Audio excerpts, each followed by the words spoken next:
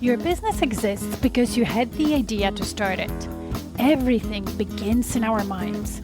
That's why your business results cannot outgrow your current level of thinking. Do you want to serve more clients, make more money, without working more or burning yourself out? Grow yourself first as a leader of your business, because that's who you are, a leader, even if you're the only person in your business right now. When you lead yourself first, the business results will always follow.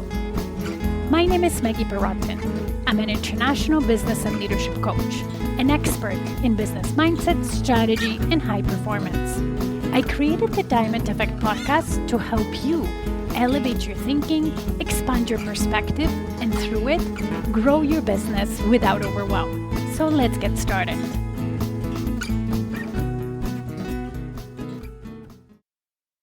This week is all about sales. I'm running 2 sales trainings for 2 different clients, and I'm coaching my group and individual clients on sales. So I thought there wouldn't be a better topic for Diamond Effect Podcast episode 210 than sales. And today I want to talk about 10 things that you must know, adopt, and almost integrate about sales into your business in order to grow and scale. Some of those things will be mindset. Some of them are more psychology, process. But without those 10 things, you will not be able to 10x your business. So let's get started.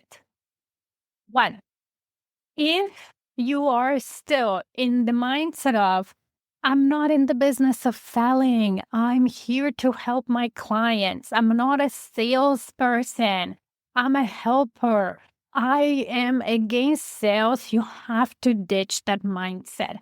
Every time I hear business owners, new and more established, say that, all it tells me is that they have limited beliefs about sales, or they have beliefs that are not true and don't serve them. And instead of overcoming those beliefs and adapting something that does serve them, they're just justifying them by telling themselves they're not into sales, they're not salespeople.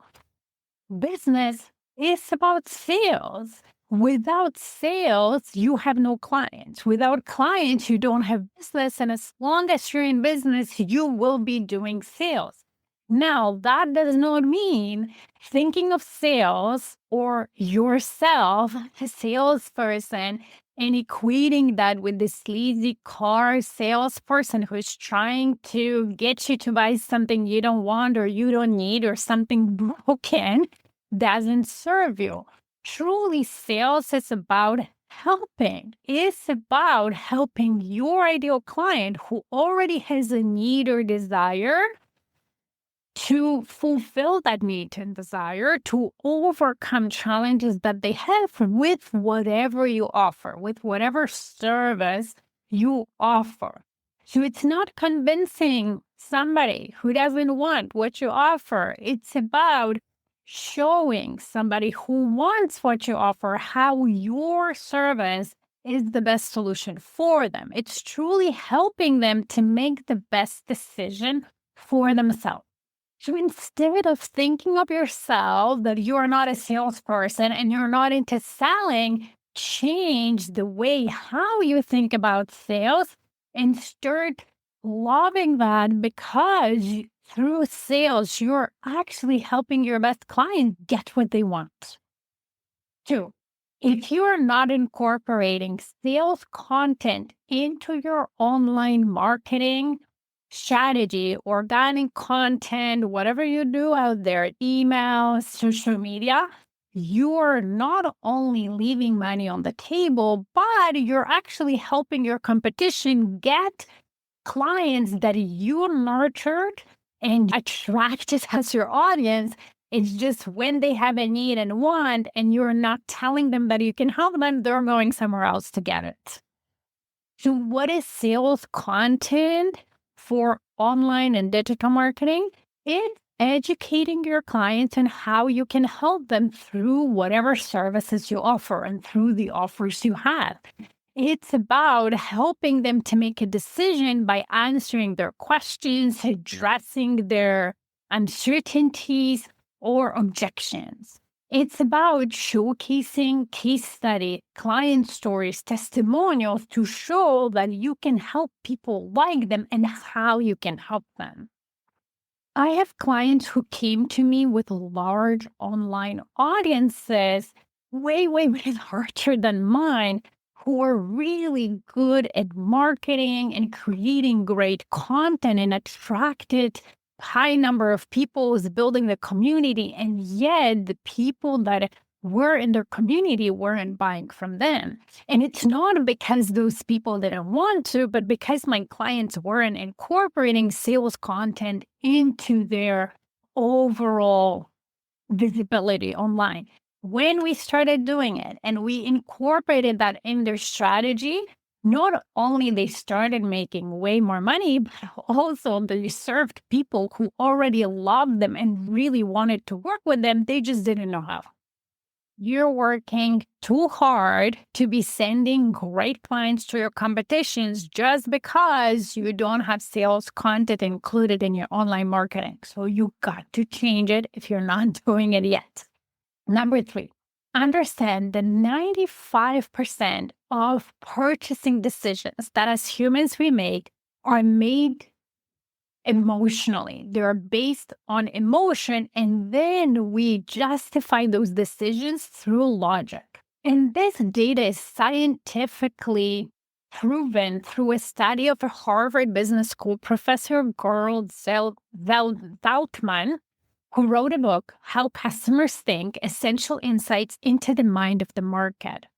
A lot of decisions that we make are subconscious, and 95% of all purchase decision making really takes place due to the emotional connection that we have not only with the brand or with the business that we want to buy from, but to whatever is happening in our internal life.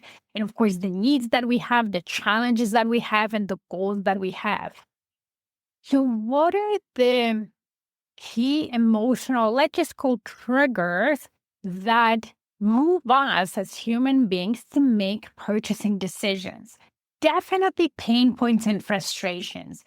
As human beings, we're not really liking a lot of change. We resist change. So usually we will live with minor pains and certain frustrations because the cost, imaginary even cost for us of changing is greater than just living with whatever uncomfortable things we have going on.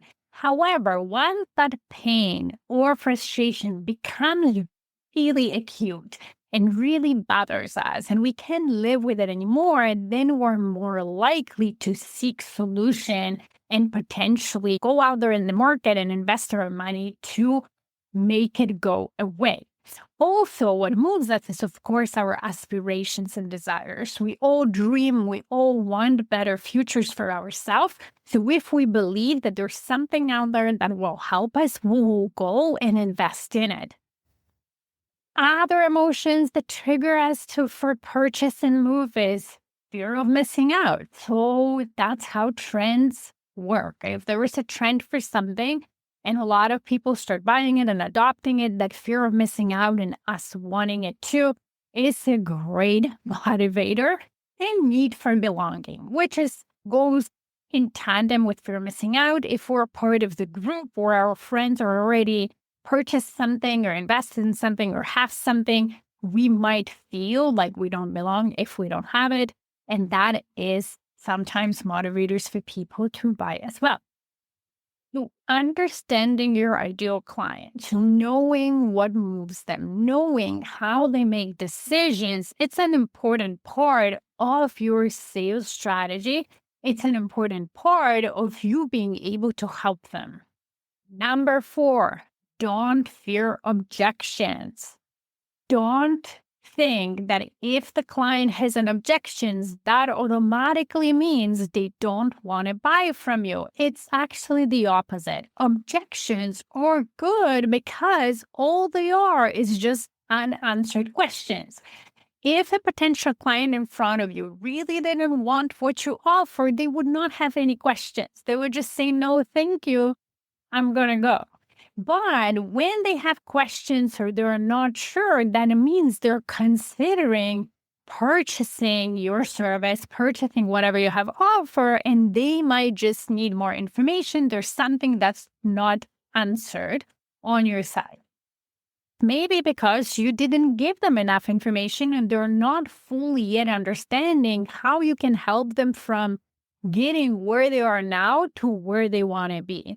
Or maybe they misinterpreted something you said, and that is holding them back from making final decisions. And unless you ask questions or unless they tell you, they will hold on and not purchase from you. And then, of course, depending on the types of services you offer and deliver, the higher the price of service and the more involvement on the client side, the longer it takes them to make a decision, the more information they need. So objections are actually a good sign. They're just questions that need to be answered.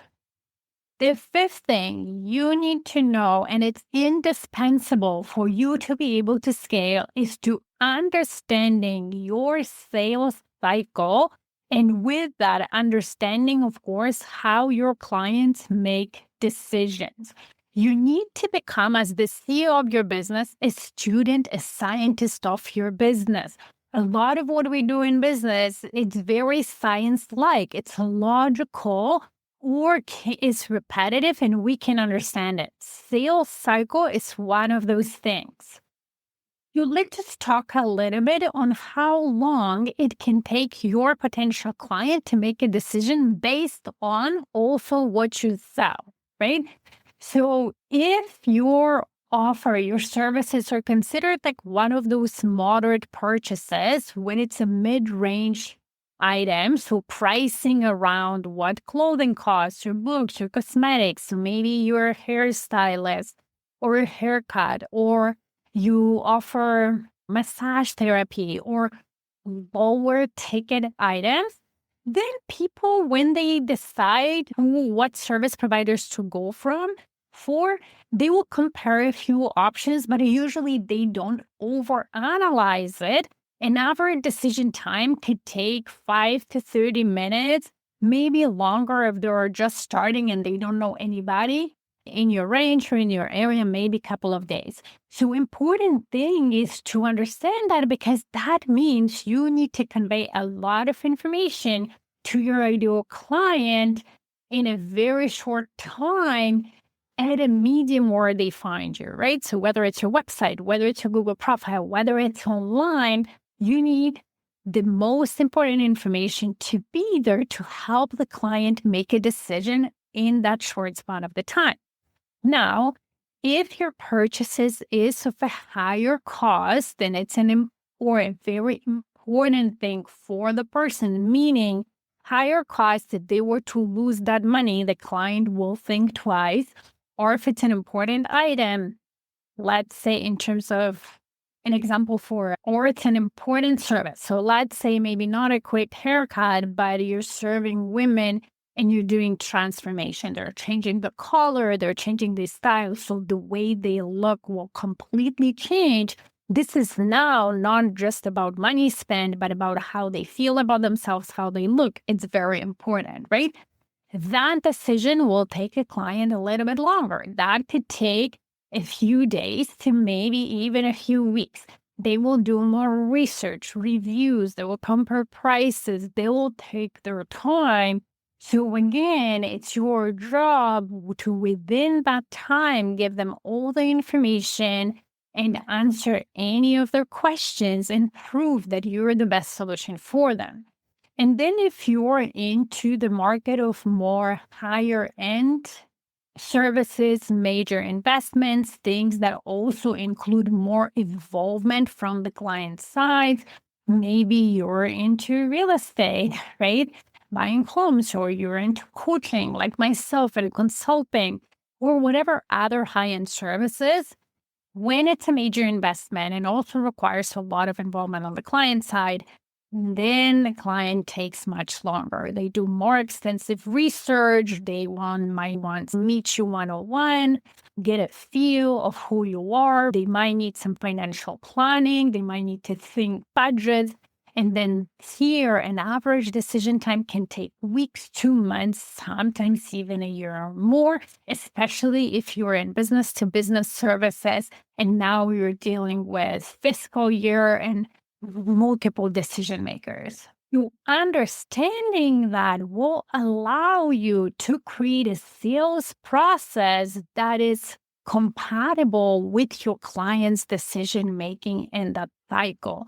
It will allow you to create touch points that are most likely to be of service to the client, to give the clients information they need in order to move to the next stage of the decision making.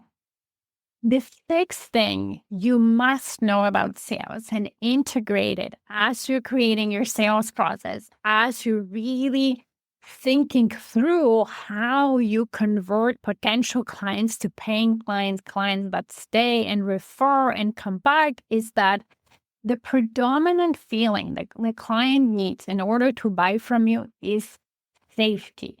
Your client needs to feel safe, and therefore they need to trust you that when they give you their hard-earned money, they will get what they wanted and maybe more, that they will get the results you're promising them that they desire, that you will help them overcome that challenge way better, way faster, in a better way than if they were trying to do that on their own.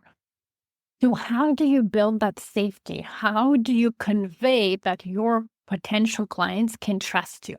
First of all, you need to be credible, right? So that your knowledge, being an authority in your market, delivering great service, so showcasing other clients you've helped create that credibility. Second thing, you need to be reliable. So you need to do what you say you would do at the time you said you would do it.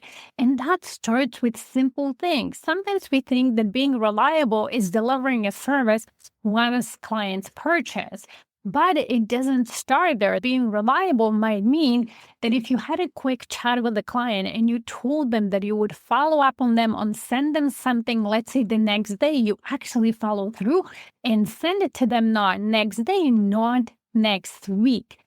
All that little things that you commit to, that you say, can build trust in your clients if you're reliable and you follow through, or actually take away from the bank of trust if you say one thing and do something else. The third part to building trust is authenticity. So truly being genuine, being yourself and of service to the client, and then combine all that and lead with value. And leading with value is all about putting clients' needs first, really focusing on them, understanding them, not just talking about you in a sense, how great you are and how, you can help everybody, but connecting what you do to the needs of the individual clients in front of you that is going through the sales process with you. Number 7, adopting the philosophy of your selling at every touch point. That's a concept that I teach my clients. And that means that your selling doesn't end with a potential client deciding to work with you and paying your invoice. It's just the start. Your selling continues in the way you onboard the client. Think about your client as a very excited new student or new employee. When they paid you, they had high hopes and they really are really excited that finally they made a decision to go after their dreams, to get rid of that pain or challenge that they have, and they are full of hopes you can help them. And you need to be able to capitalize on that high energy in the way you onboard them. I don't know how many times I've invested my money into different types of services, And sometimes the service provider took forever to onboard me. So I paid the invoice and then I waited and waited. And my excitement went from here to there to disappointment and then to worry about will they be able to help me because I haven't heard from them for a week. That's not the experience you want for their clients. So when you think about, oh, I'm still selling to them, that keeps you motivated and on point to keep elevating the client experience so it doesn't go from high to low, but it's just going up and the client's just delighted more and more, which then confirms their decision of purchasing from you. So then from onboarding, it's in your delivery, service delivery. As you're delivering the service, you're still selling the client on the fact that they made the right decision, which then helps them to come back, to leave a testimonial, to refer their friends and their network to you. So post-delivery is equally important. I will give you an example of my husband. We recently switched chiropractors. Our chiropractor that we were with moved away way too far for us to follow her, so we had to find a different practitioner. We found a practitioner close by, and I have to say their customer journey is impeccable. You can see that they took it really seriously. They mapped it out like a true CEO, not just a service provider, where not only how they onboard you or how they treat you, but also follow through after is great. My husband receives little video messages from his chiropractor after certain appointments to check on him, to give him some feedback and so on. He hasn't even finished his treatment. He already got a little gift. Every time he comes, he's even more excited about working with his new practitioners. That is the level of service you want to deliver, because guess what? Everywhere we go and there's a conversation about health and prevention and so on, we're raving about our chiropractor. Belief number 8, follow-up is not you bugging clients, but it's you showing them that you care. It's you taking time to keep building the relationship, and it's part of building the relationship. If you think about business, it's all about relationships. As service providers, we usually work with our clients for an extended period of time or on a regular basis. Without building a relationship with your clients, there is no loyalty.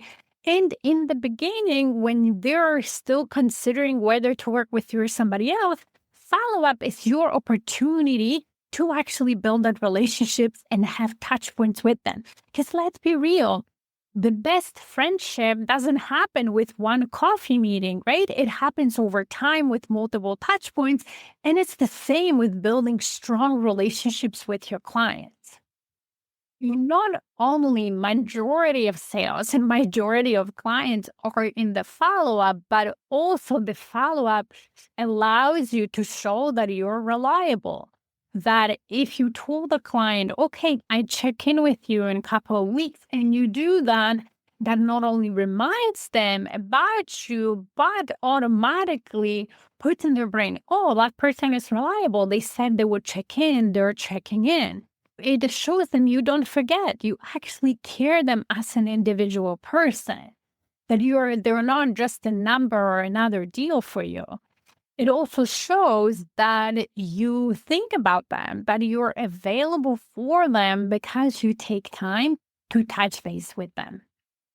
Number 9, there is no scaling without you having an established and thought through sales process where it's not just I'm winging it or I'm making it up as I go, and every time with every client is different, but I have a sales process documented and thought through.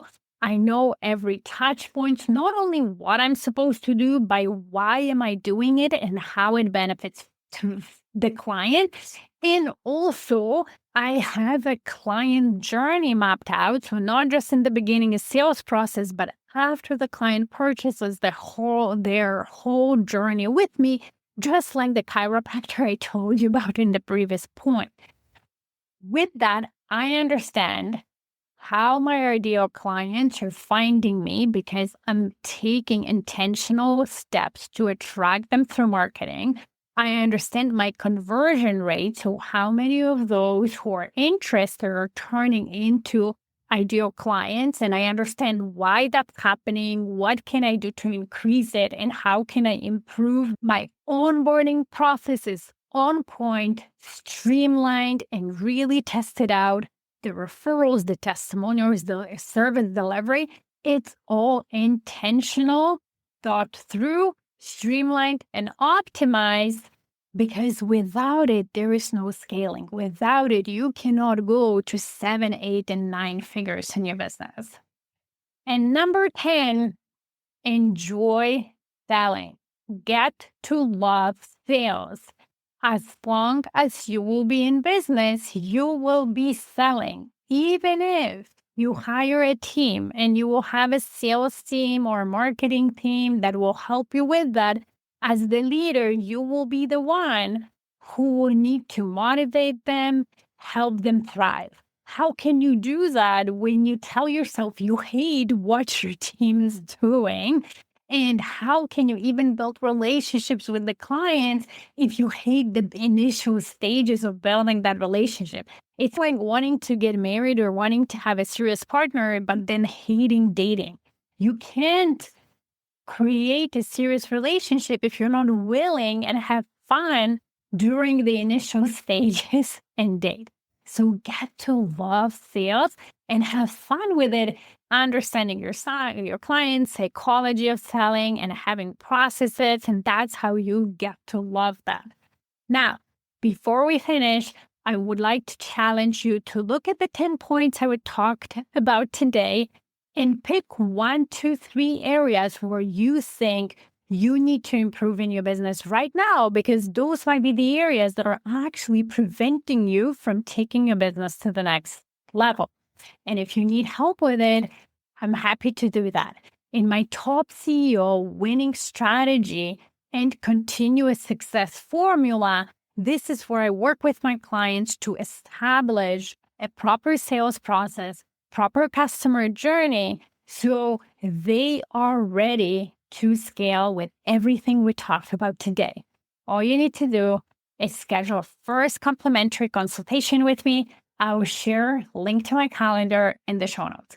Have a fantastic week and talk to you next week. Bye. Thank you for listening today. If this podcast resonated with you, please come back. Also, you can leave a review on whatever platform you're listening. And if you have a suggestion, question, or a topic you would like me to talk about, let's get in touch via email. Email me at Maggie@stairwaytoleadership.com. See you in the next episode.